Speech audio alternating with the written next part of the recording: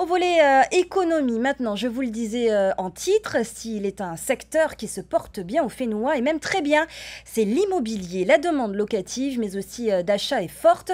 Une aubaine pour les vendeurs, mais pas pour les acheteurs qui voient le prix à la location comme à l'achat augmenter. On fait un état des lieux du marché avec Jean-Baptiste Calvas et Tawhiti Tauniwa Moussan. L'immobilier a le vent en poupe.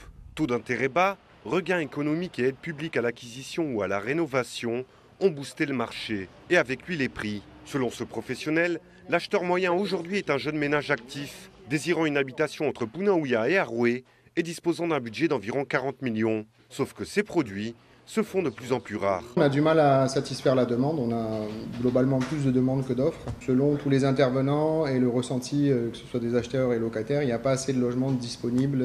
Voilà. Cette hausse des prix concerne la vente comme la location. Ici, le développement du Airbnb a un impact sur le parc immobilier disponible. Ça paupérise la disponibilité du parc classique et certains locataires, en tout cas, ont du mal un peu à se loger parce que les propriétaires décident de mettre en Airbnb. Du coup, ça amenuise, on va dire, le stock. Cette hausse des loyers, cette jeune mère de famille la constate alors qu'elle cherche un nouveau logement. On a 3 enfants, on essaie d'avoir un peu plus grand, mais c'est dur parce que voilà, c'est à partir de 200 000 balles jusque... Et ça monte, quoi, ça continue de monter. Et acheter son propre logement lui semble tout simplement irréalisable aujourd'hui. Des appartements à 30 millions, et c'est hallucinant, les prix sont hallucinants. Moi, je ne pourrais pas payer 30 millions pour un appartement de 2 chambres, quoi. C'est cher, c'est hors de prix. Tout ce qui est immobilier sur Tahiti, c'est trop cher pour moi. Mais le malheur des uns fait le bonheur des autres. Ce couple sort juste d'une agence immobilière. Il souhaite vendre sa maison.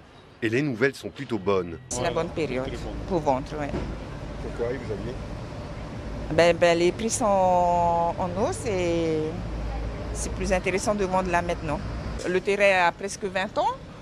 On a acheté il y a 20 ans, c'était pas trop cher le terrain et après on a construit et on ne pensait pas la vendre aussi cher quoi maintenant.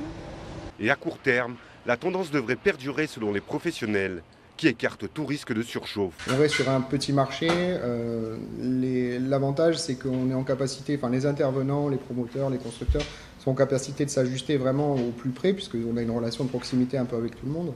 Donc je ne pense pas qu'il y ait un effondrement des valeurs, sauf à ce que les banques ferment les robinets de manière drastique, mais ce qui, à mon avis, pas à l'ordre du jour.